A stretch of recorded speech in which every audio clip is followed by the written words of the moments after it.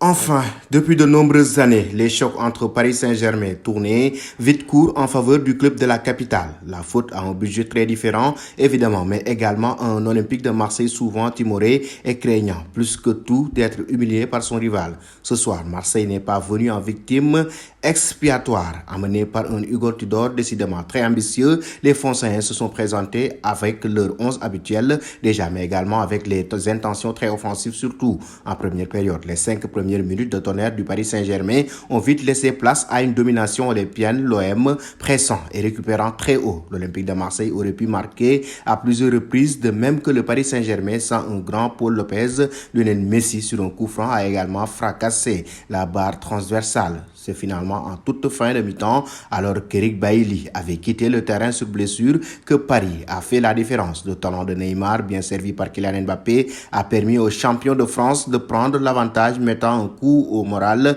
d'un Olympique de Marseille pourtant très intéressant dans le jeu. La seconde mi-temps était encore plus déséquilibrée. C'est clairement Marseille qui domine toujours grâce à son pressing efficace et grâce à un Chancel Mbemba impressionnant de sérénité défensive, mais également offensive. Après un quart d'heure de jeu, la tendance s'est inversée. Paris, qui se replie de mieux en mieux, sort très rapidement en contre et trouve facilement la profondeur, dominant à son tour les débats. Kylian Mbappé décale Marco Verratti qui, sans un grand Paul Lopez, aurait pu marquer pour la première fois dans un classique, lui qui en a disputé de nombreux. Que pensez-vous, chers amis, de cette rencontre très intéressante entre le Paris Saint-Germain et l'Olympique de Marseille, comptant pour le Classico?